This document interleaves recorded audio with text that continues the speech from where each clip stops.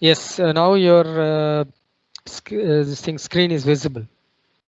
Can you see my presentation? Yes, yes, Okay, shall I start? yes, yes.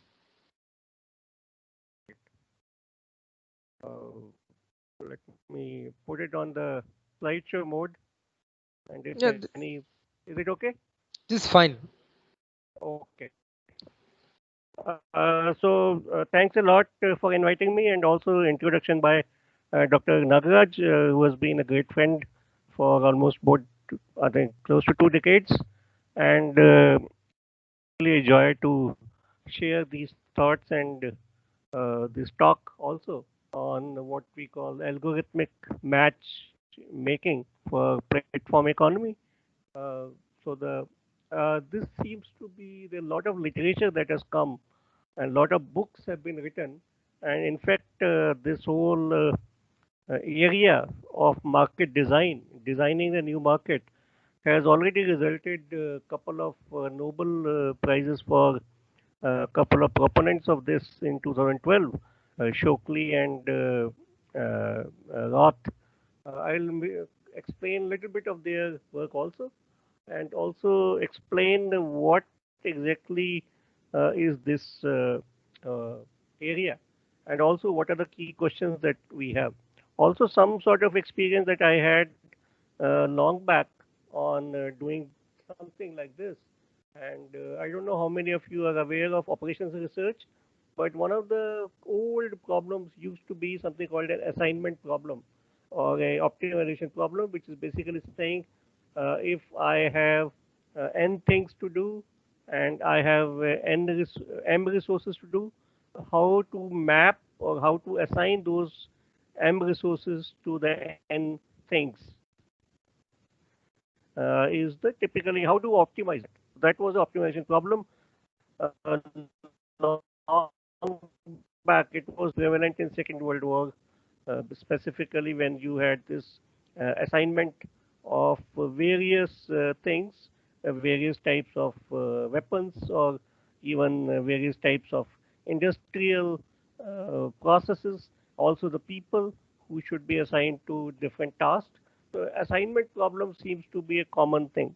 However, what we are going to discuss is slightly different than assignment problem, and it also has something called a matchmaking.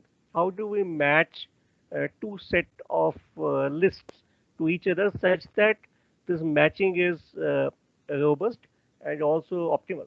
So that is our key question, and we will explain this through some historical papers, and also look at a little bit of how it has become relevant in the context in which we are now, and specifically in what I would suggest.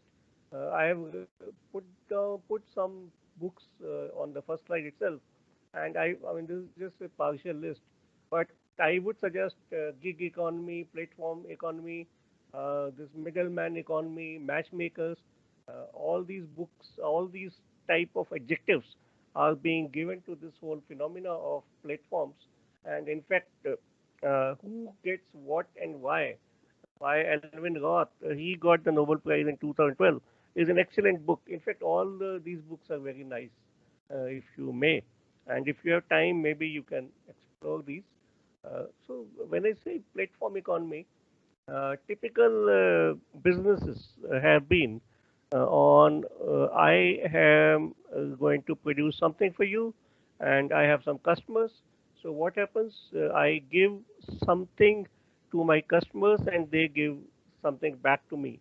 So this is called an exchange, typically, right? This is the typical business scenario that we used to have.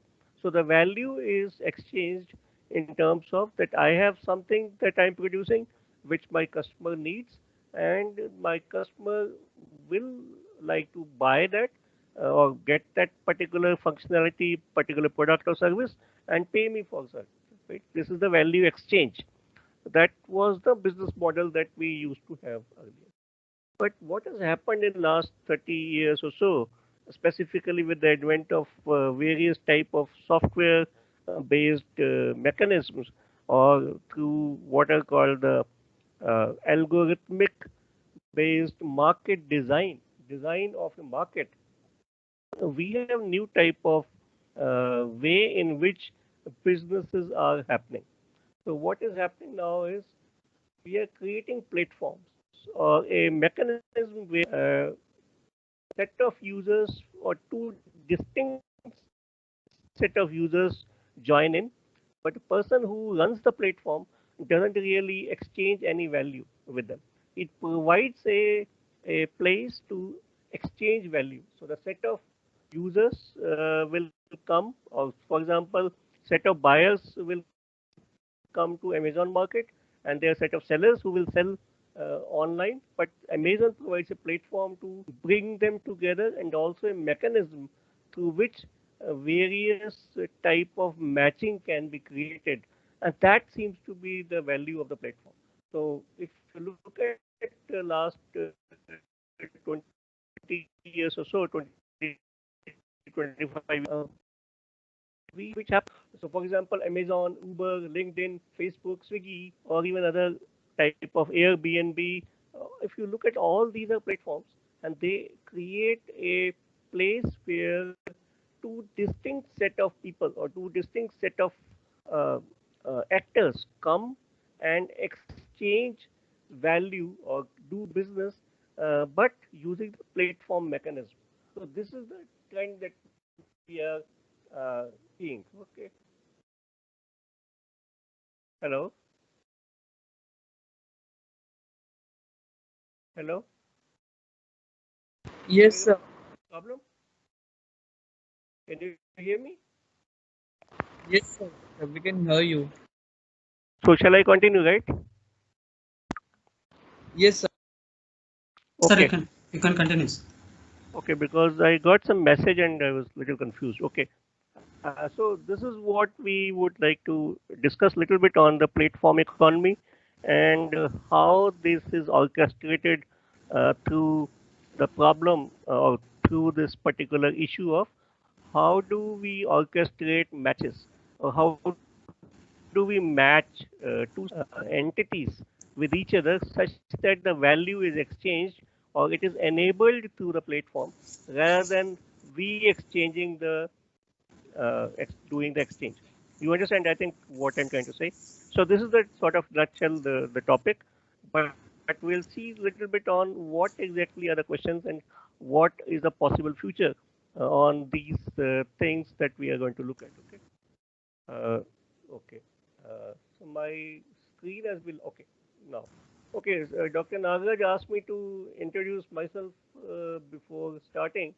So this is the old slide of my profile, and also I have now. I started my career in 1990 as a scientist in Defense Research Development Organization in Delhi, and for 10 years I worked as a scientist, various type of studies and mathematical modeling, computer simulation of variety of strategic and tactical type of systems and also their interactions was what I did. And the last 20 years or so, or in fact, the second phase of my career was working for various IT companies, including Infosys, Wipro, Philips, and other Hexaware also in Chennai. So this is the third phase of my career, which we started in 2008. Already 12 years now, 13th year we are running, and that is when we started our company called Graffiti, which is an innovation research and consulting company. And I happen to be interested in research as well as consulting, or but to I think if I have to categorize my interest in my work, it is more about how do I solve problems, how do we find interesting problems, and how do we look at solving them through various mechanisms, and of course working with people to solve problems. So that is in nutshell. Of course, in terms of experience, I've been writing also papers, a book also on analytic hierarchy process, which I will discuss a little bit in the passing in the presentation. And also, we now from our company we have clients including Philips, Indian Oil Corporation, including Wipro. All these sort of companies are our clients now. So this is what in nutshell I have. But I continue to do some research work also in terms of innovation and also complexity, so to say, and how these new type of mechanisms are emerging to solve problems. Okay, so this is a brief background, but these slides anyway I'm going to share. So this particular slide will be available. You can also touch base with me on the email or even the mobile also. So what I intend to give you is a flavor of this matching algorithm, and we'll start with something called, very interestingly called, a stable marriage problem. And then we'll listen to Gale and Shapley. Shapley is the person who got Nobel Prize, who shared the Nobel Prize in economics in 2012 with Roth. And then we'll look at something that I did in 2001 when I was with Infosys, doing what we call the profile matching and some sort of getting preferences of people who would like to look at little bit touch. We'll touch the Alvin Roth's work, but I would request you to go deep into his work. It's very, very interesting to explore what Alvin talks about in terms of market design. And then we'll touch a little bit on the platform economy and something called the two-sided markets, which are now going to become n-sided. And I'll just touch something on the future also. So given this agenda, maybe hopefully I will be able to complete the time within the time that I have, and hopefully it will be useful also. So let us look at the problem. Because stable marriages, okay. So the problem is like this. So there is a set of girls, say, I just given some names, Rani, Rita, Rosie, and need to be paired with a set of boys, say Tom, Tim, and Ted for marriage. Okay.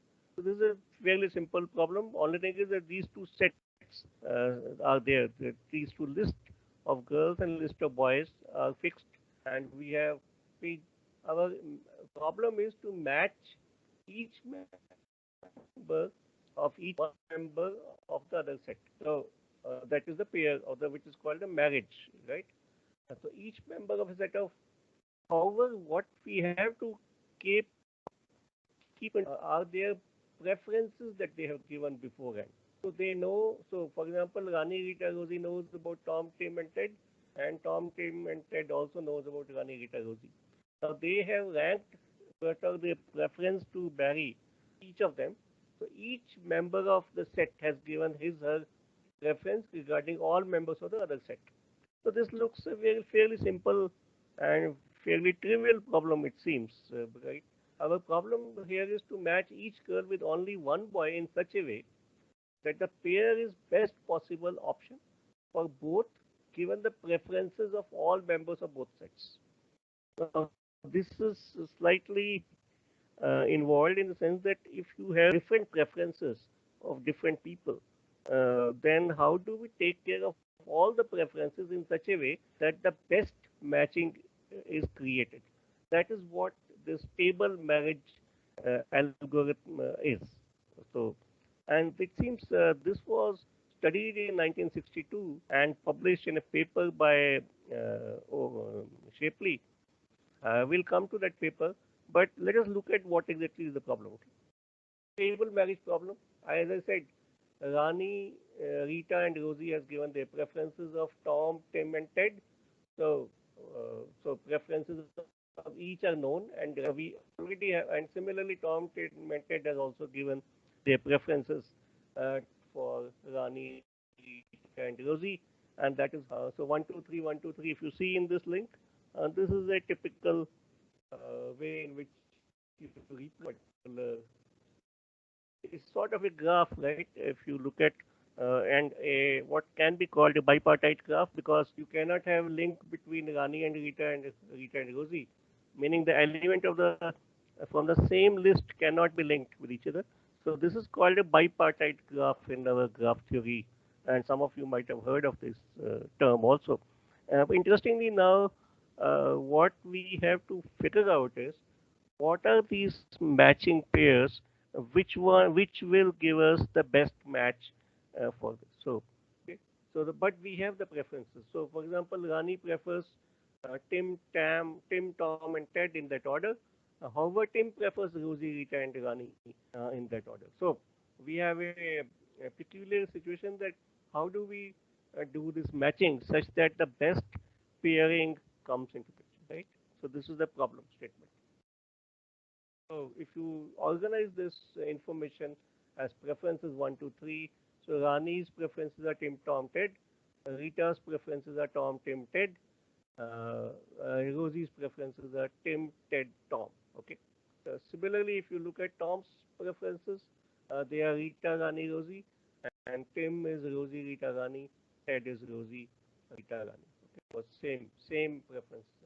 Now, if this is the type of information that we have, how do we match these two matrices in such a way that this particular problem of pairing them in such a way that the stability is ensured. What is the meaning of stability?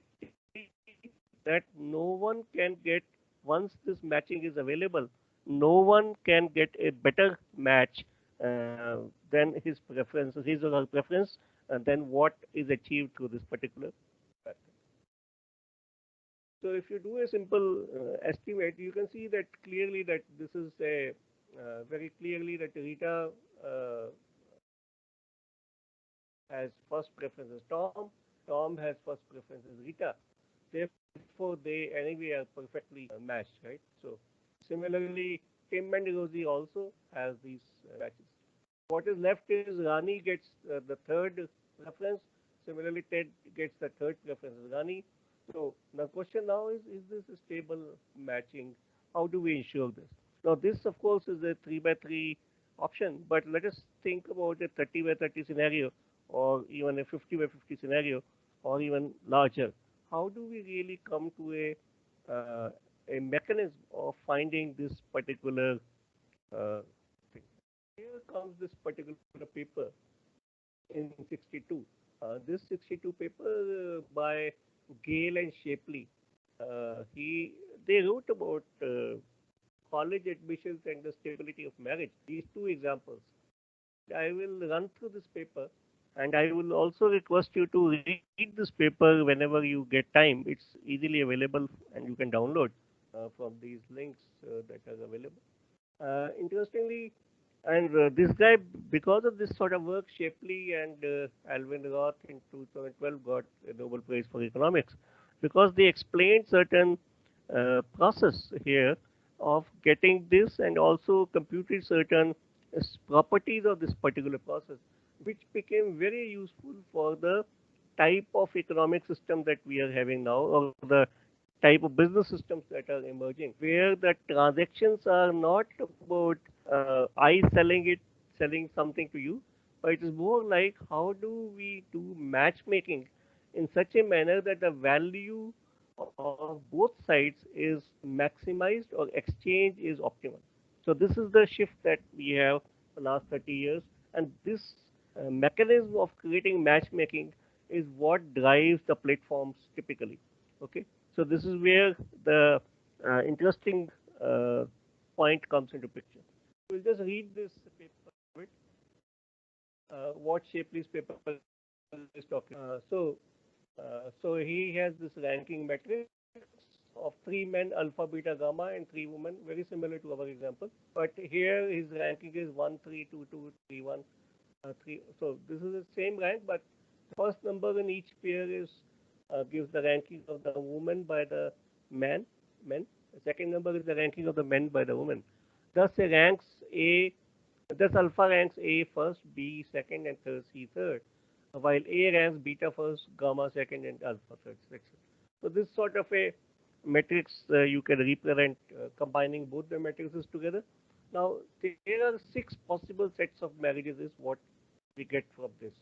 Of these, 3 are stable. So what he means by stability also he explains in the paper, but we'll see what are the 3 that he's talking about. One of these is realized by giving each man his first choice.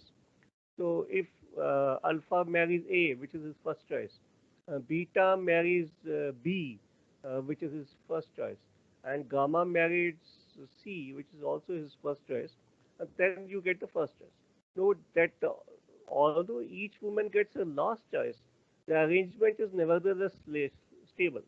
Alternatively, one may let the woman have the first choice and marry alpha to C, beta to A, gamma to B.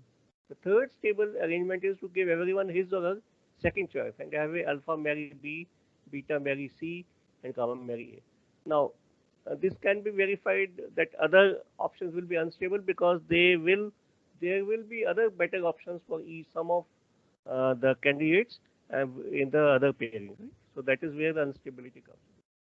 So here the instability definition, which is says that an assignment of applicants to colleges, I mean, it is a college versus student scenario, will be called unstable if there are two applicants, alpha, beta, who are assigned to A and B respectively, although B prefers A to B and A prefers B to alpha, beta to alpha. So this is the definition of if the preferences are there which are better, but you are not getting, and it's a reverse type of assignment or a reverse type of matchmaking is happening, then it's an unstable assignment.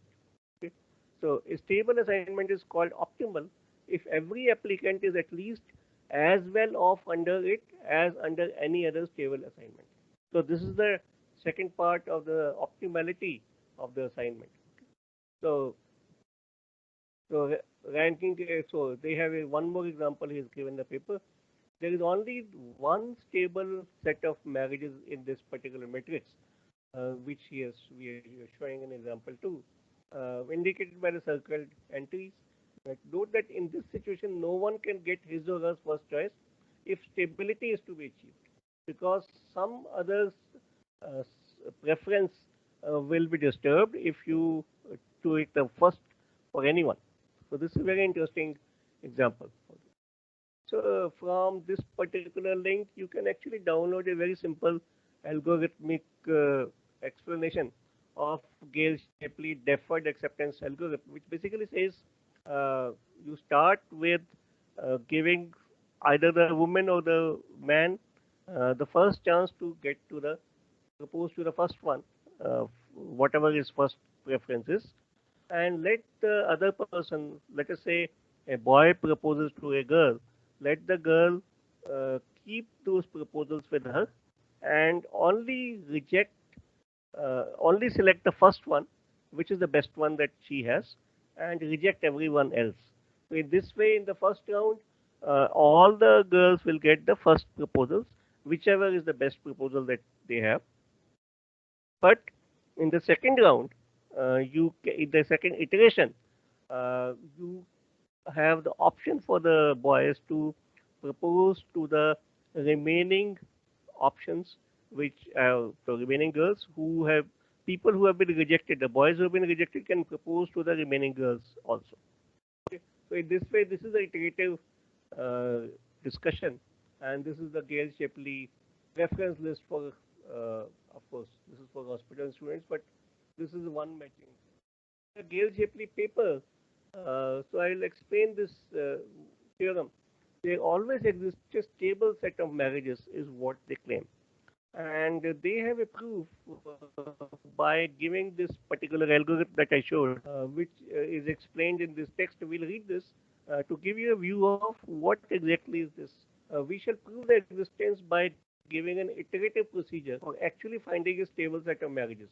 This is exactly what I explained in the previous slide. To start, let each boy propose to his favorite girl. So you pick one particular, each boy, each element of any particular set, choose the first preference. Okay. Each girl who receives more than one proposal rejects all, but her favorite from among those who have proposed to her. However, she does not accept him yet, but keeps him on a string to allow for the possibility that someone better may come along later. So she keeps it in the memory that okay, the best one whosoever has proposed to me is available for me, but I'm keeping it for hoping that someone else will come in the next round. So we are now ready for the second stage. In this stage, those boys who were rejected are now proposed to their second choices. So each girl receiving proposals choose her favorite from the group consisting of the new proposers, and the boys is on once again put on the string, if any. She rejects all the rest and again keeps the favorite and response. So this way the loop continues. till no boy is there to propose and everyone is mapped or assigned to someone. Okay. So this is what the procedure is, and nothing but an iteration basically. Eventually, he says, they say, in fact, in at most n square minus 2n plus 2n 2 stages, every girl will have received a proposal. For as long as any girl has not been proposed to, there will be rejections and new proposals. But since no boy can propose to the same girl more than once, every girl is sure to get a proposal in due time. As soon as the last girl gets a proposal, the courtship is declared over, and each girl is now required to accept a boy on her string, that whatever she got. So this is the way the algorithm works. We assert that this set of marriages is stable. Namely, suppose, okay, so this is what the paper says, and also we can now see whether it works for our example or not. Let's apply Gale and Shapley procedure to our example, Rani, Rita, Rosie, and Tom, Tim, Ted, right? So this is let each boy propose to his favorite girl.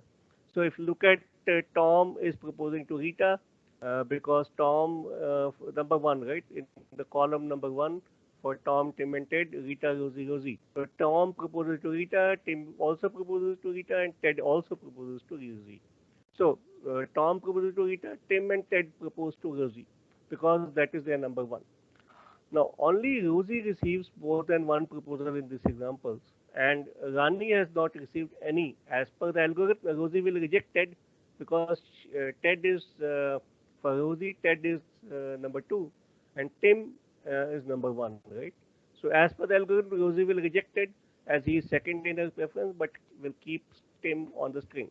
Second round now, Ted, he is the only rejected guy in this because the Tom found Rita and Rosie in the first round itself, and that is their best mapping from the preferences that they have given, right? Both sides have given. Now, in the second round, Ted has to propose to second choice, which is Rita.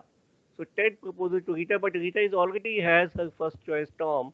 From the first round, she will reject Ted because she already has Tom, right? So now in the third round, Ted has to propose to Rani because that's the only choice, which who will have to accept him even though they are third choice of each other. So this is what is will always result in a stable matching is what this uh, algorithm talks about. Gale and Shockley's algorithm is talking about. Okay, interesting type of algorithm, and there are a lot of work that has been done in this case. So I would suggest maybe you can explore this particular paper and also various other papers, specifically since it has become a very important paper, especially after the Nobel Prize was won by them in 2012. In 2001, I wrote this paper on. So the question is question about these preferences, right? How do we get these preferences? What is the method? Is there a method to get preferences of Rani, Rita, Rosie, preferring Tom, Tim? Can there be some process to that? That is the second part. When we are designing a new market or designing a platform, how do we get to these, create these preferences or give these inputs to people to give their preferences? So here the second paper is what we did in 2001. It's called a profile matching algorithm for mobile internet based on analytic hierarchy process, AHP. AHP is the method on which we have written a book also, which we mentioned in the our introduction. This was presented in a conference called IVETEC in 2001. It's a international conference on agents and AI type of thing. So this was long back, but what it says is what we did here. I'll just explain and also give you a flavor of this technique to get these preferences. So it was called a buddy finder, and the problem that we looked at was when supposing you are going to let us say a long flight and you want to find a person to sit with you. And how do we find your buddy? Because there are many other people who may be joining, but you would like to sit with a person with whom you are comfortable or whom you know, or who can match your profile better because it's a log flight. So how do we find this? In fact, this was an actual case that one of the mobile services providers were trying to see if that app can be created in 2001 itself, is what we are talking about. And in fact, from there, this particular work came into picture. And then we said we can get the preferences through this method, each person's preferences of what he's looking for in a buddy who will be joining him for. So once again, it's a matching, but this time we have to match the profiles of two people, and but to match those profiles, we need to get their preferences. So how do we get their preferences? Is what this method is all about. In this case, we use a technique called analytic hierarchy process, and I will explain that process. But we'll just look at these steps that we have used. So establish the parameters of the profile. What are the key parameters in that particular profile from both sides that we are exploring? Uh, User chooses the query. User gives menu-driven selection procedure. User gives relative importance to the parameters. These relative importance, the weights of the parameters are computed using AHP scale. I will explain that AHP scale. Search is made corresponding to the parameter carrying maximum weight, and profile matching score is computed for each selected entry as per the procedure. So query returns are sorted out in decreasing order of PMS, which are top five.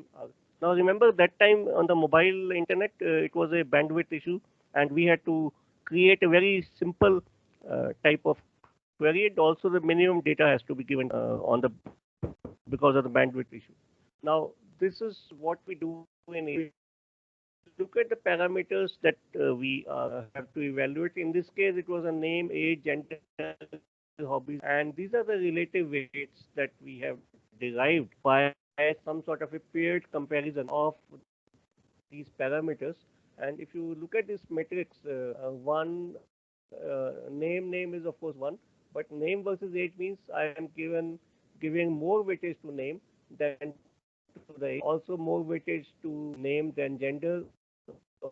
So this is just a example, illustrative example, not really the actual data. But so you can using this you can derive the weights of preference weights uh, through this paired comparison of each other person, which is what we need to do because we when we do matchmaking, you have to have preferences derived.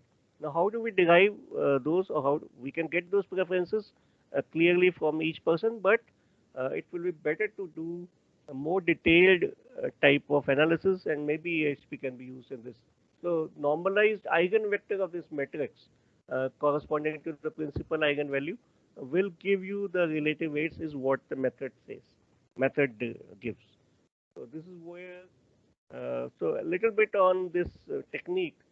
This is one of the techniques of what is called the multi-criteria decision making. Uh, Whole literature is available for this, and you have to make a decision. Then you organize these criteria into various specific uh, uh, paired comparisons, and then do a evaluation on each of these criteria. Organize multiple criteria and then evaluate alternatives to rank of multi-criteria decision making. It is also because age is very just because even if they are of different type of things, you can compare them based on some subjective evaluation uh, of this was developed in 1980s by a person named T.L. Thomas L. Sati, and it is similar to something called a decision matrix approach. but it allows wide range of values in comparison of alternatives. Uh, we wrote a book in 2004 using this method called Strategic Decision Making Applying the Analytic Hierarchy Process. And the book now has a lot of references, citations also. In fact, more than 1,000 on Google Scholar we can see clearly. So this has very become a little quite a popular book now, and based on the applications. So I'll explain this AHP process so that you get a sense of bigger sense of what exactly we're talking about. So typically in a decision making, you have a goal and you have certain criteria on which particular goal depends upon, and there are various alternatives. So think you have to want to buy a car. So Zen, Center, Indica. So you have these four criteria: cost, dependability, size, aesthetics. You look at this compared comparison, this particular format: cost versus dependability, cost versus size, cost versus aesthetics, dependability versus size, dependability versus aesthetics, size versus. You actually do paired comparison of all, and on the scale that we have, which is extremely important, strongly important, important, marginal important, and equal.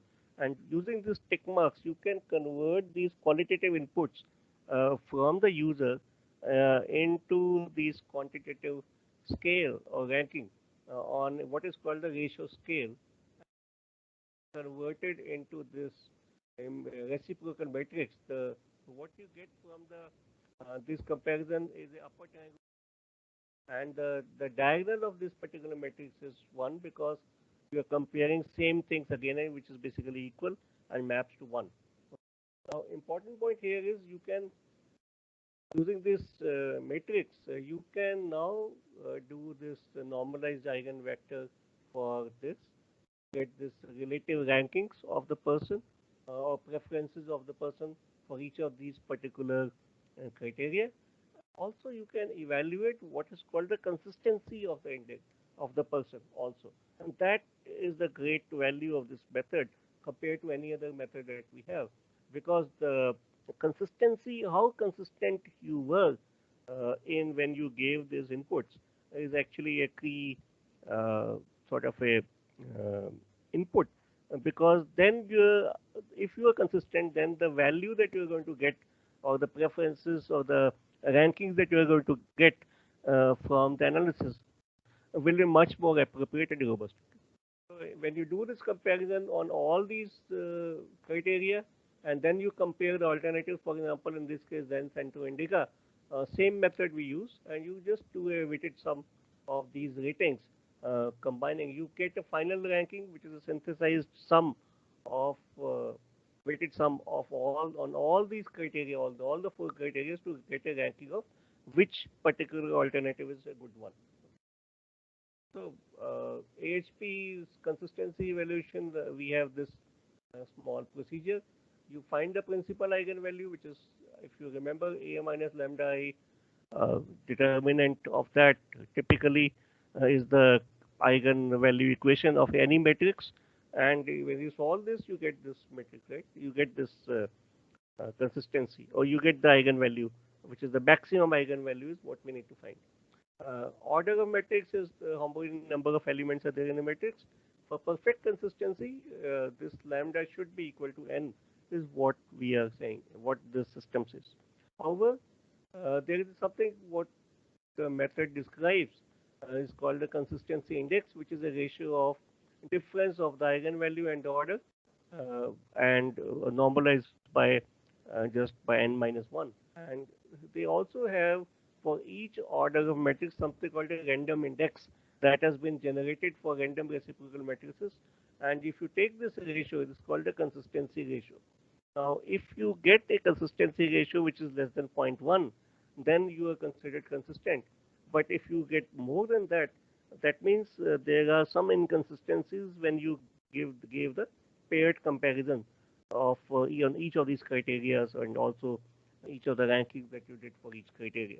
So you can go back to the user and also point out the inconsistencies that are there, and also explain that maybe they can improve their consistency so that the final value of the match that they're going to get whenever they want will be much better than what it is now. So, message here is that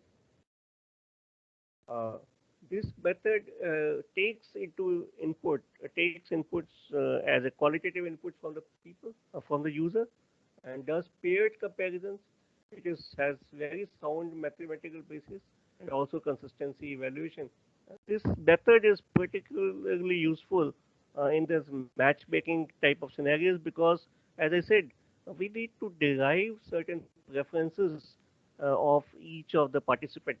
So just imagine in a scenario when you are going to, let us say, in a Airbnb scenario or Oyo room scenario, you want to get into a hotel or a room, and you have certain preferences for that particular hotel, which can be you can give those weightages upfront, and similarly, the hotel guy also can give the weightages of the prospective client that he's looking for. And this preferences can be matched using this type of a method, well, like a profile matching using preferences derived using AHP. This is from my paper. And what we did was that we looked at the profile matching score for each of the profiles that are available. And since, if you remember, we had the highest weight for the name, so I just looked at those and also the different weights for other parameters. You get a final list of just 5 profiles which are sent on the mobile to the person who wants to go for this particular matching. Okay, matching. So the conclusions in 2001 paper, and that I think is the key question. I would suggest is to read the last 2 lines. However, this algorithm can be used for desktop buddy finder application as well. Further applications of the AHP for matching dynamic profiles of future CRM systems can be explored. And this, I think, is where I'm saying when you combine this Shockley's work with this AHP-based profile matching and Alvin Roth's work on designing the markets, we actually can create a new type of algorithm for matchmaking, platform economy. So this is the sort of a point. I'll just talk about a little bit about the Alvin Roth's work on the market design, and for which he got a Nobel Prize, and also explaining this a little bit about the platform economy and how it is going to evolve now, and what are the key questions that we should be exploring is what I would like to explain next. Okay, so are you guys with me as of now? Hello? Hello, sir. Are you listening? Yes, sir. Okay, I'll continue. So if you have questions, you can ask maybe later at the end. So I think this time we will have more time for question answer. Hopefully, we can get some questions also. Okay. So this is the platform economy is what we explained. So if you look at Amazon, Uber, LinkedIn, Facebook, Swiggy, or any other software-based type of company, which is nothing but a internet-based company. Now, what exactly they're doing? They have this unorganized set of users on one side, unorganized or organized set of providers on other side, and they come in between and create this platform where the transactions actually happen on the platform, but the exchange is they are not participating in the exchange per se. Now, what I mean is that there is a transaction, business transaction that was always the basis of any business in the previous economy, and which was there between these users and the providers, and they will do exchange, right? And the key value, this is typically the case, for example, in a stock market scenario also. However, stock market is a sort of a platform also, but they create this discovery of the price was the key, right, in this transaction. What exactly is that platform, and how the discovery of the stock price happens by this interaction between the buyers and sellers. Now, in these platforms, we also have some further type of work and which we need to explain a little bit, and also in terms of type of work that we will be requiring in the future. Now, in this particular small model, I'll explain, which we call the strategic marketing model, but it's a strategic deployment model actually. Of supposing you have an old market and or a new market, right, in the market dimension, and if you want to launch a new product or a new service, uh, now if it's a new versus an old product or old service, if you're going to launch an old product in the old market, because that already have a similar product that you're launching is an old product, but you are now launching in the old market only. Now you need to position your product with respect to already existing products. So this the strategy that you have to sort of create is a market positioning set. Now, if you are launching an old product in a new market, you need to shape the market to listen to your product because it's a new market and they may not know about that market, even if it product may be existing in some other markets which are there. Supposing it's an old market and you are launching a new product, then you need to educate the people or the market about this functionality and its value to the people. However, the real shift happens when there is a new product launch and you need to create a new market. So here you need to design the market, and that is the work that has been done by Alvin Roth, and he does has been doing work on market design and also negotiations for long. And one of the very interesting papers that I would request you to read is this two-sided matching that he wrote in 92. And this paper actually explains a lot of these new platforms that have emerged since then, and also how the Shockley's marriage model and also the other models were evolved over the complex preferences over groups is what he described. So I will just leave it to that, but I will move. Guy's work. His name is this guy, the person who wrote this book called Blitzscaling. He started the company called LinkedIn, and this is his book, and I'll explain how. And this book explains the process that they used, and it's very interesting how they discovered and also created the two sides of the business, two-side platforms that Alvin Roth talks about, right? Two-sided markets. So typically he says that, and he says that we used a method called blitzscaling rather than the scaling of the normal businesses through one-sided market exploration. So what he means by this is that when you have uh, certain uncertainty and you have this efficiency focus, then you have a classic startup growth, right? When you are a startup or any new company that you're launching, and then your growth based on uncertainty and efficiency. If you focus on efficiency, you have this classic startup growth. But if you have it is certainty, when you are scaling certainty, where you basically you already have established your business and you are focusing on efficiently doing in a certain world which is deterministic, then you have the classic scale up growth. Then it says if you focus instead of efficiency, if you start focusing on speed and giving less importance to the efficiency or the economics or the cost efficiency, if you may, of what you're doing, you get what is called the fast scaling part.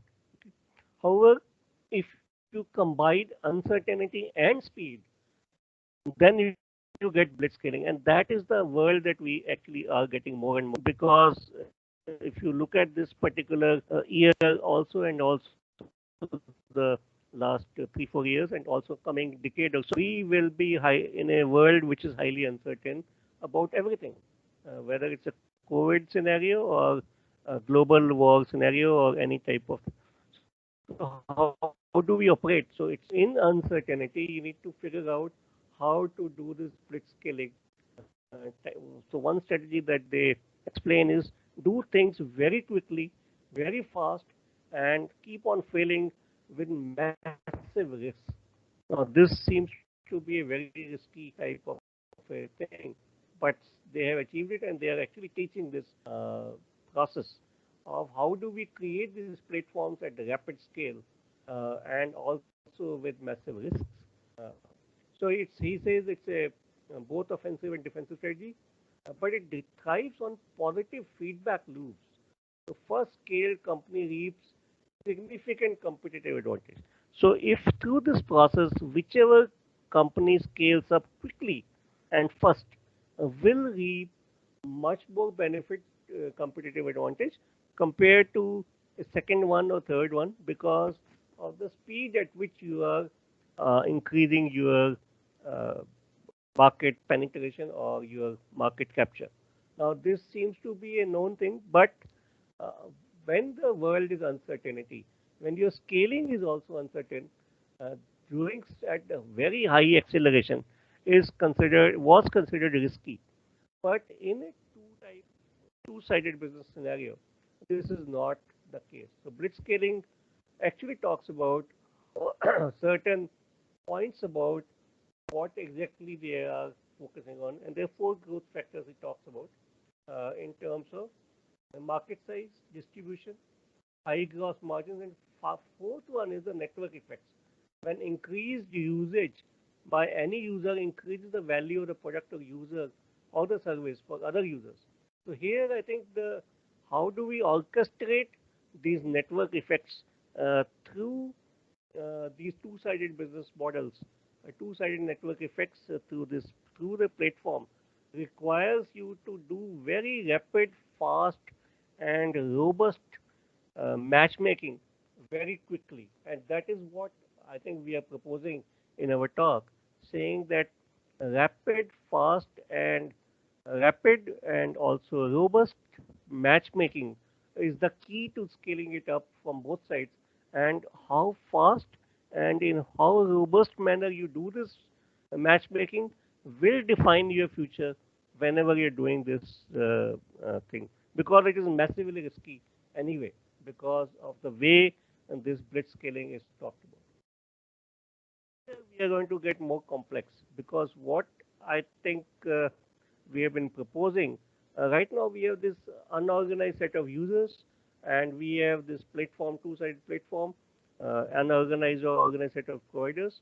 But let us say we have also built into this particular platform a third set of entities, which are, for example, let us say users who will be, say students who will be observing this and also learning through this practically. So let us say universities get into this platform and start looking at this model of exchange and also learning and contributing in this particular exchange.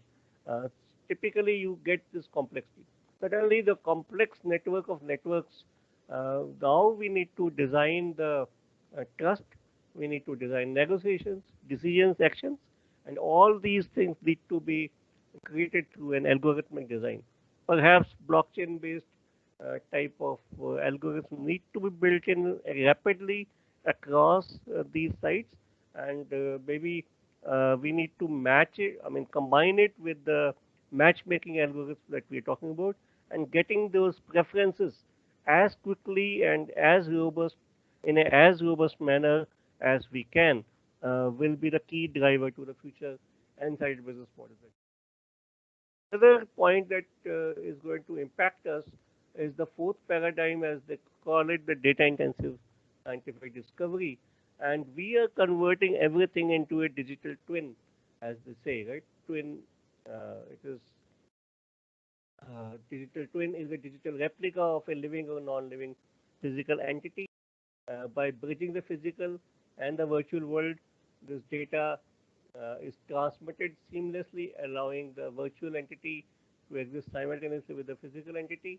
And this digital twin technologies enable us to do variety of uh, work in the virtual space, but impact the physical space through these interactions.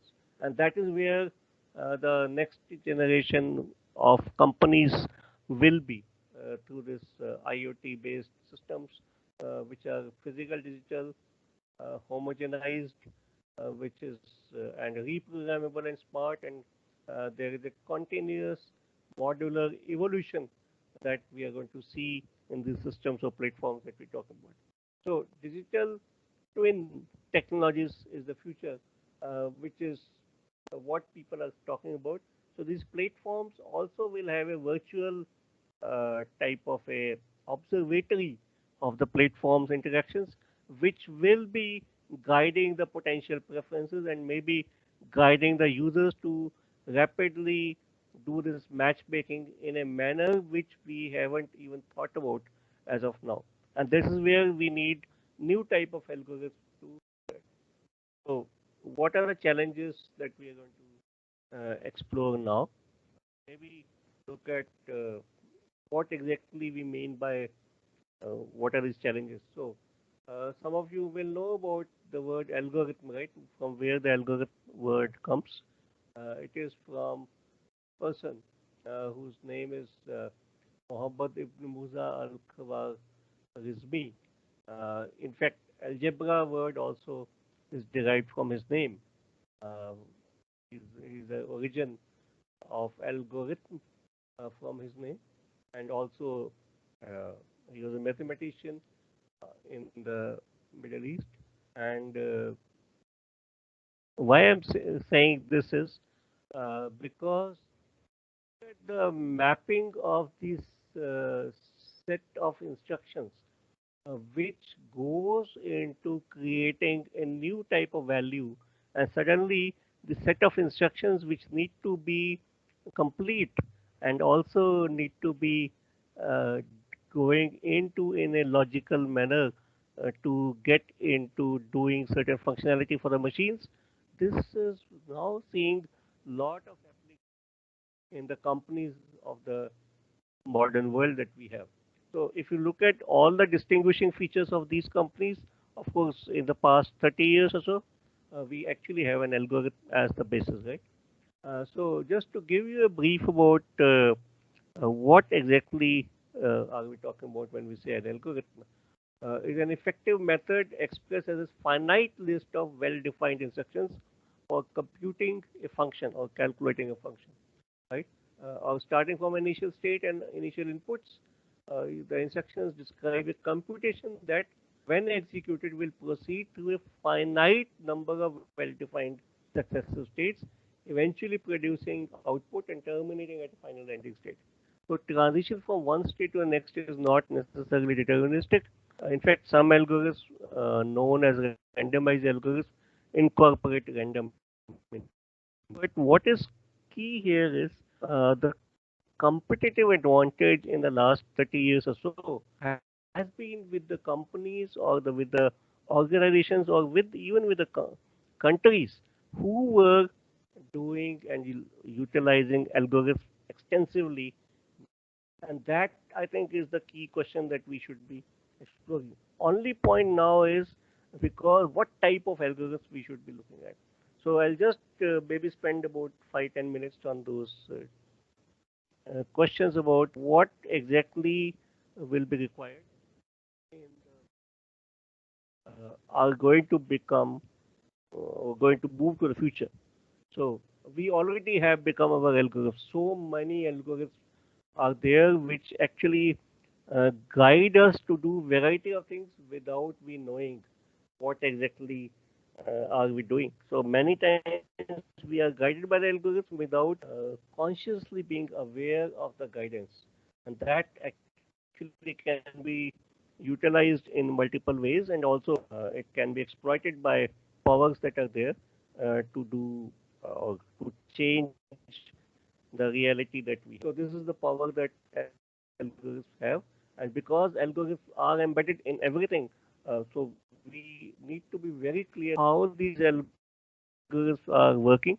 And some of these new type of algorithms where our preferences are captured, computed, and also assumed to be based on what our preferences has been shown in our behavior is also a problem, because many times when a new scenario happens, our behavior may not be exactly what historically we have behaved in a particular situation. So you cannot make a decision based on the past behavior of the person. So that is where a continuous evaluation and continuous updation of these preference weights has to be orchestrated.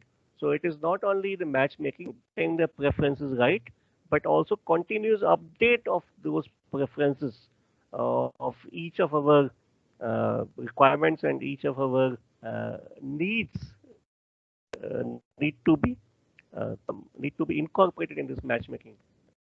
So I have couple of points, slides only now, which I'll just spend about 5 minutes to explain why these four future needs are there that we actually have looked at, and also I would say this matchmaking or match designing of a market design choosing this matching algorithmic matchmaking is will be the crucial component of variety of these applications and also need. First one is what we call the ultra large scale systems, or in fact through this scale is the new frontier, as we said. And how do we scale things up? How do we make bigger things? How do we keep on connecting varieties of systems with other systems through some sort of a system of systems approach will require us to match the runtime behavior of various entities with the runtime behavior of the other entities in a manner which results in new functionality. And that leads to complex adaptive systems, and also the ultra large scale systems will require us to do continuous matchmaking and updating the preferences in a manner that the matchmaking of various entities is happening in a way, in the context, in the time, and also the conditions that we are required to operate in. And that I think is the key requirement. And now the second part is, as our machines become more intelligent, they are able to understand more and more, and we need to collaborate with them to solve problems. This will require a new challenge, because so far we have been doing this matchmaking between human entities, right? Now we may have to do this matchmaking with the intelligent machines and the human entities also. And that is a new type of challenge.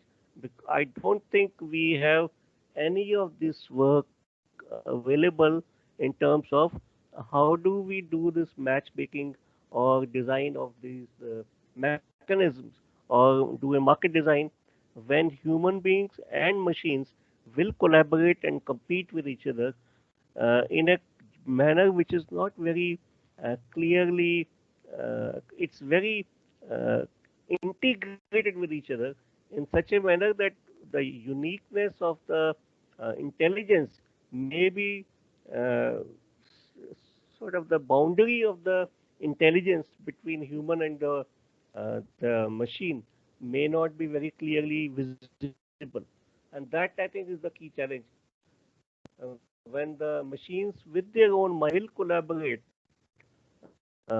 with the, and also they will compete with the same set from the other side, and this particular type of a matchmaking will be become more complex and will require a new type of algorithms, and maybe a new type of markets will emerge. So through this churn that we are going to see in next 10 years or so, with the changes that we are seeing, I think the emergence of sorry, emergence of new type of companies, which will be very different than the existing uh, algorithmic companies, will be quite visible. So that is the that is where the things are. Is the network systems and how these networks work. How we talked about the network effects in the previous couple of slides back, and where the networks themselves, the nodes of various networks, how do they orchestrate, how do they resonate, or they nullify each other's uh, capabilities, may be the key towards the value of a particular network, to the overall value of a system. So this is the third part that we talk about in terms of the needs of the future. The fourth one is human machine integrated complex platforms. And so we talked about the n-sided complex platforms that are n-sided platforms that are emerging. Now we'll just see about how the human machine integrated complexity of these platforms, how do they really do the work of doing this matchmaking in a manner which is where the machines are intelligent, where the human beings are also intelligent, they are working together, they are also going to collaborate, compete, and maybe uh, sort of do certain things which are not what we have done in the previous cases, right? So this is the questions that we have to answer. So the the flavor of these matchmaking algorithms, or the flavor of these platforms, or the market designs of the future will be very different, because we now need to answer a variety of questions. So what are the questions? So first is that human needs to understand their own machines. Okay. First question is, how do we understand our own machines? And human understand our adversary machines, or the machines of the other side also. If you are in a platform, two-sided markets, you need to understand, are we talking to the other side's machines, or your client's machines, or are the enterprises which are selling us, are we are their machines talking to us, or are their machines talking to our machines? The third point is how machines understand their humans, and fourth one is machines understand adversaries humans, whether the the person whom you're talking to, or the bot that the other side that you're talking, the robot that is that you're your chatbot that you're talking to, does he understand you as a human being? Okay. And how does machine understand other machines? So if I have also my chatbot, let us say in future my Alexa or my Cortana or whatever chatbot that I have on my mobile, start talking to all my companies and my banks, my grocery stores, or my whatever, right? So, uh, does machine understand other chatbots to the other side, so that they themselves can collaborate and do this matchmaking themselves? So these are the very interesting challenges that are emerging. So we actually have this possibility of misunderstanding along any of these dimensions, introduces misinterpretation, misperception, and miscalculation, right? So human was our initial traditional, I mean, when we started. Then we have this now peculiar type of a system which is emerging now, AI and autonomous systems, where humans, of course, will continue to talk and also do their transactions. But we have this human machine themselves talking to their own machines, and machines talking to other machines, other humans. And then there is a cross references to each of these. So machines of other humans talking to me, and my machines talking to other humans. Now, how do we create, how do we uh, conceptualize the algorithmic needs of these interactions, and how do we mix and match these and create the uh, algorithmic matchmaking as we require for the future platforms is the key. So I would like to leave you with these questions. Hopefully, we can explore some research projects in these sort of questions if you are interested. So also some of the papers that we have mentioned in this presentation, I will share with Dr. Rao and Dr. Nagaraj. Also, the what we had discussed is a little bit on terms of so what we discussed back to the first slide and also explain what we had in the agenda. So we started with this table marriage problem, which is nothing but saying the matchmaking in a manner which is more robust, so that all the preferences that are available for both sides are mapped and matched in a manner that no one who has a preference, lower preference of someone should not miss out. Then Shapley and Gale's work also paper we also talked about. And the third one question was about how do we get those preferences through a method called AHP. But I think in a world that we are going to move ahead, these will become more complex. How to get preferences, whether the AI-based neural networks or machine learning can give us preferences, but how do they really look at those preferences which are going to be new scenarios which are not in the data that has gone past. So that is, I think AHP will continue to be the maybe a method required. That Alvin Roth's work also we touched a little bit, but I would strongly recommend that you go through some of his work and specifically the book called that I mentioned in the first slide called It's What and Why. Then we also talked about the platform economy and the emerging platforms and the end-sided markets and the future where the complex human-machine integrated platforms are going to become more and more norm. And in that scenario, the questions are how do we do this matchmaking? And finally, we talked about some four problems, four areas to explore the future needs: large-scale systems, intelligence of machines, network systems, and human-machine integrated complex platforms. And I think that is we need to really answer these questions that are there on slide number 48 that I have. So this is where I have to end my presentation because that's what I have. But luckily, this time we have more time. And so I will be open to questions or comments or discussion. And maybe if you have interest, we can have them. Okay. So thank you for Thank you. inviting me. So Hopefully thank you we so can have much. Thank you so much, Bhushan sir. We really had a wonderful session. Students, if you want, if you have any doubts, now discuss with sir. Any doubts? Or if you want to speak anything also.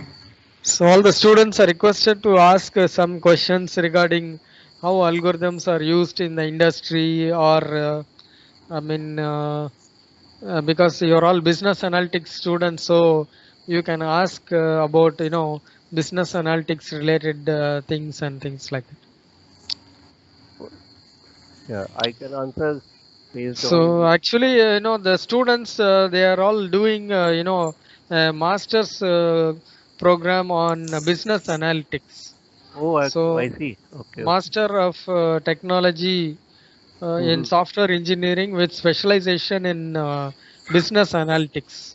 Business analytics. Okay, very So good. they are more concerned with businesses. So you can Okay. ask them questions, and in turn they will also ask you some questions. I think Okay. that will be more interactive. Yeah, sure.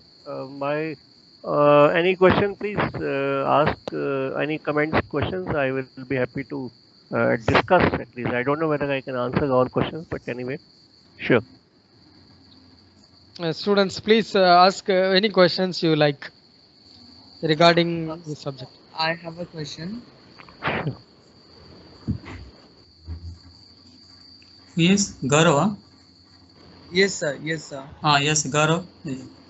Uh, So my question is, right now we are learning some basic aspects of algorithm, like sir is teaching us algorithms and analysis of algorithms. So is there any special algorithm which you're using as of now? Like for example, we have learned a lot of algorithms like hashing and trees and all. Are you using any sort of particular algorithm in matchmaking, or is just a So what I just mentioned about the matchmaking algorithm by this right? And also Alvin Roth's work on design of these markets. So there are various mechanism designs in the economic theory. So if you this what you just mentioned, this hashing, and these are very basic type of organization algorithm. So I think what you're talking apply these to specific problems, uh, real time problems, real life problems, which is, for example, this. Okay, Alvin Roth's work I will explain, and maybe since I didn't mention it in presentation, maybe you can see. So right now, all the markets that we have, right? I mean, all the say Amazon or any other market, it's all business transactions. So what he has applied the same type of study and also created a new type of market is for or analysis of a new type of market is for what he calls the kidney scenario. What is kidney? So you know this organ. We have lot of this kidney issues, and I mean everyone has a. I mean, if a person who is having a kidney disease will have to go through what is called the dialysis, right? And that seems to be pretty costly. But the donors, if you can get a donor, kidney donor, and luckily human beings have two kidneys, and the donor, one donor can give a kidney to someone whose both kidneys are not working, and he can live for at least 5, 10 years more, and that seems to be less costly than the dialysis part, it seems.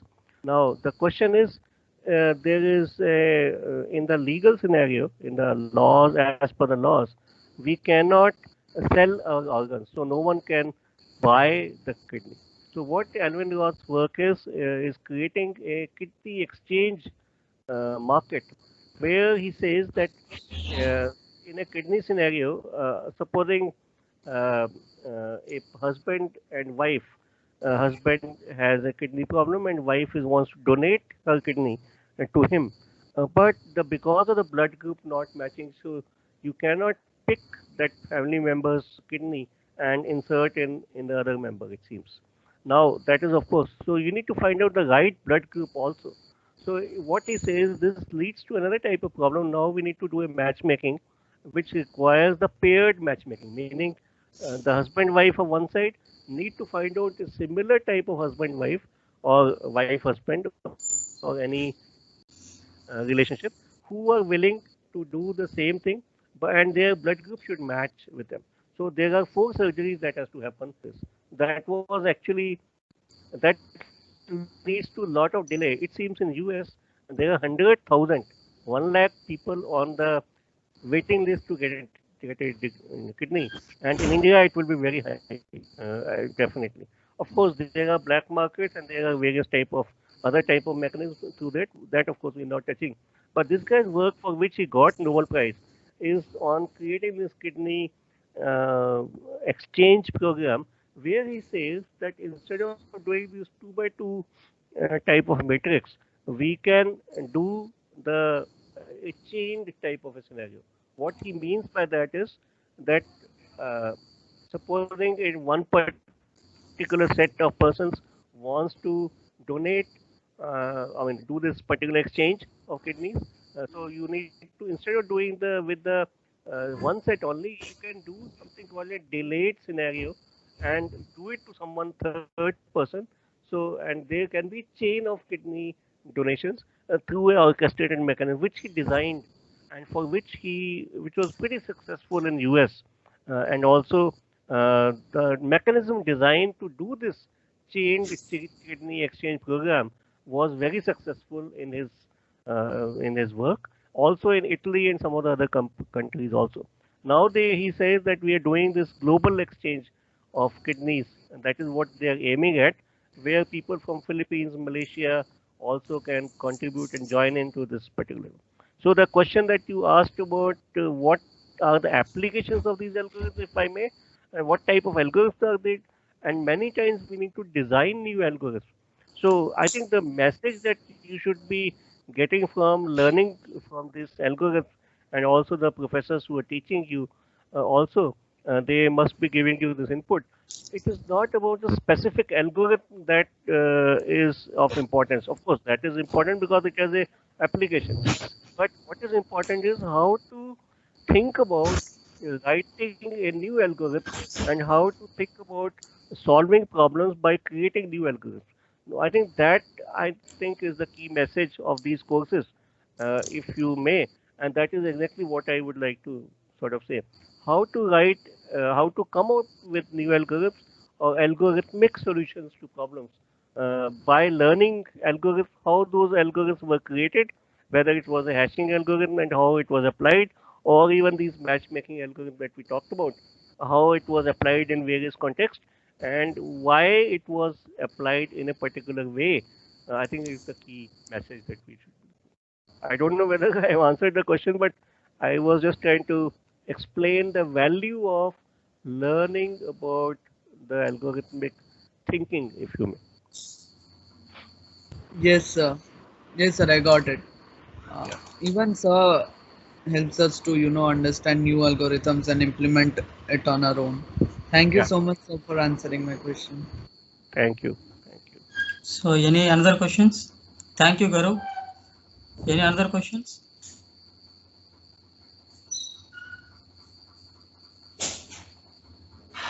So suppose anybody want to give the feedback on the session?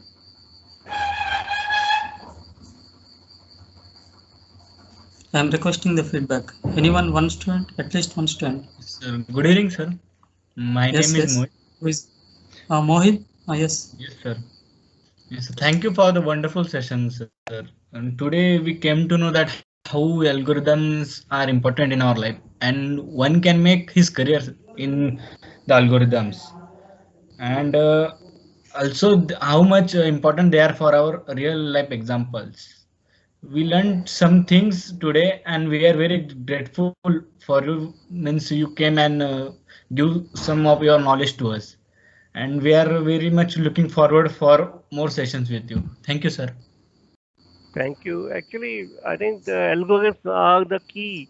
And I must tell you that last 10, 15 years or so, wherever, whichever client or IT company I go to, I keep on telling them that you should create an algorithm group, algorithm analysis group, or analysis as well as a creation group. But not many people, not many companies listen to that particular point.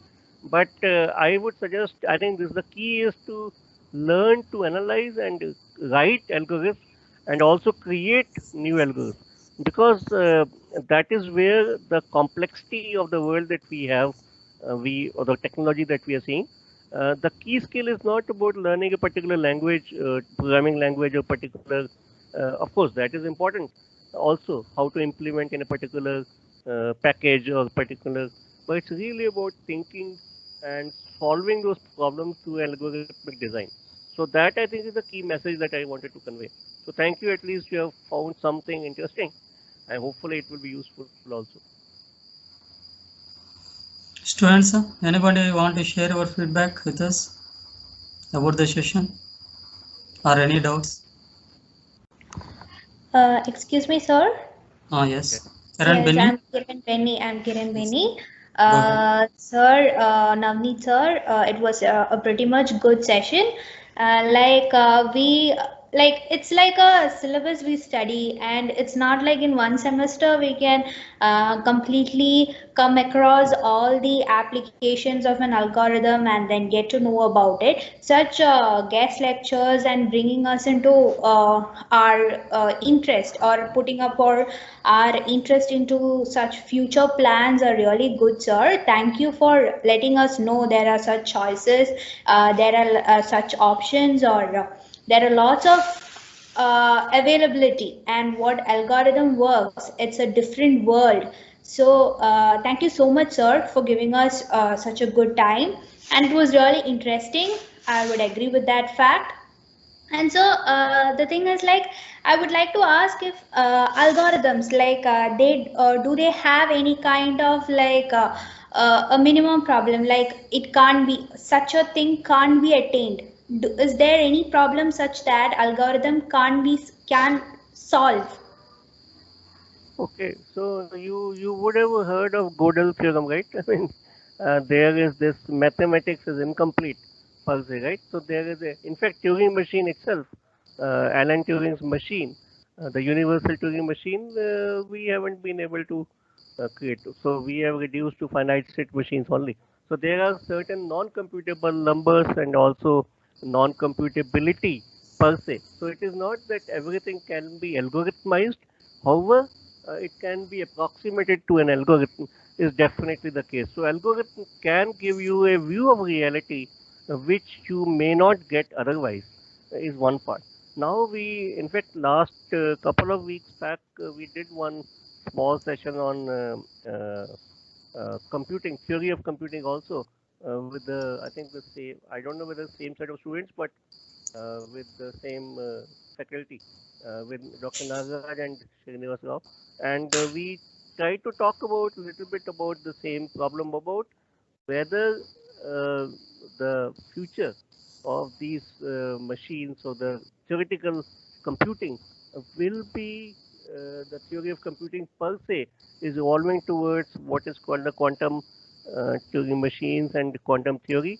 And I think the syllabuses that we are teaching need to evolve quickly to that type of work because of the challenges that we are going to see very quickly in future. So your question is very valid that it is there are various type of problems which are uh, part of something called NP hard or which takes a lot of time and algorithmically they potentially cannot be looked at, but there are newer type of computing mechanisms based on quantum computing which can take care of some of these problems also. So we need to rapidly scale up to those type of problems and solutions and the things that we are seeing. So my submission is that as you are learning the classical as the traditional syllabus, simultaneously please start exploring the rapidly changing and the new things that are emerging also on your own because nowadays how to learn and the availability of these resources is pretty much very high and I think all of us can learn and believe me I am also continuously learning every day and also putting more and more to learn newer things because this is very challenging and also so I think my point is that you need to explore these newer type of things on your own plus get as much of help from faculty and the ecosystem that you have also. Okay. So thanks for the question. Very interesting question you had. So Thank you, thank sir. you, Thank you Kiranmani. for your inputs. Thank you, Kiranmani. Thank you, Mohit plus Gaurav Trivedi also. Right? Anybody want to share Yes, your sir. feedback? Yes, sir. Sir, the session was very nice. Sir, I'm having a Yes. Your name, please. question. Sir, my name is Sayantan Nandi. Yes. Super. Yes. Okay, sir. Sir, suppose in this industry, we want to approach a new problem. Regarding to that, we should develop a new algorithm which is not like available previously. Suppose, for example, so there is not any algorithm that is available with a complexity for sorting with a complexity of n on. Okay. Um, so how to approach the first step for approaching any algorithm to create a new algorithm? Hmm. So what should be done, right? Is that what you think? Yes, sir. Like I see a problem, and what should be the first step to approach that? Like for creating a new algorithm. For example, we take a sorting. First step is to understand the problem, and that is always the first step. And believe me, hardly we do spend time to understand the problem. So let us say sorting. What exactly do we mean by sorting, and why we need to do this sorting, and what are the existing algorithms which are which are their limitations, and what are the key situations in which that particular order of n sorting that you are asking for will be required. What exactly is the context in which you will be using? So if you explore these questions, I think the first part of solving any problem is to understand the problem. So to understand the problem, we don't spend much time typically. That is what we have seen. And specifically in industry, we want quick solutions and quickly getting into doing things, right? Rather than trying to find out the problem and the context in which the problem is. So learn to understand the problem, explore the problem, and also little bit in terms of the context in which the problems will be. I think that is what should be the first step. And believe me, you will get to the algorithm and the set of instructions through this process automatically. Okay, sir. Sir, one more question I am having. Sure. Yes, sir. So generally what happens, suppose there is suppose for sorting, we have bubble sort with a complexity of n square. Okay. And the same time we are having merge sort with a complexity of n log n. Okay. So what if we compare them? So we generally see bubble sort is taking lesser space as compared to merge sort. That's right. So is a concern because it is taking more space? I know the time complexity is less. I'm getting my result as very fast, but is memory is a concern? So the question is, where will this algorithm be used, right? If it is going to be in a spacecraft, which will have very less memory available, or in a missile, which will require a quick time scenario, and memory is not of much importance, right? So you will go for a quick, faster one, because missile, it is a missile, right? It will have to sort very quickly and come out with the right solution. But if you are going to do a lot of memory available, the time is not a constraint, but let's say you have a memory scenario. So you are launching, I mean, it's a satellite which is going, and somewhere a satellite has to keep on tracking, but you need to continue the life of the satellite to be more. So you don't want to put more effort on the memory part. Then I think you need to think about, you don't want to put in the time is not of importance, but you need to optimize the memory, let us say. Then you need to. So it's a question of how do we decide the application. That is what I was saying. The problem needs to be put it into the context in which the problem will be, and that is where algorithm will be defined, or the complexity or the type of algorithm that will be useful will be needed. So that is exactly once again the multi-criteria decision making. You can apply the AHP technique can be applied to take this decision. When to use bubble sort, when to use quick sort or merge sort, you can do this sort of decisions also. Okay, sir. Thank you. Okay. Thank you, Nandi. So, any questions? Or if you want to share your feedback, also you can share. So, SAR 4 number is there, email ID is there. So, if you want to contact now, the sir you can any queries also you can Yeah, send to him. Sir will answer. You can send an email or even WhatsApp also. You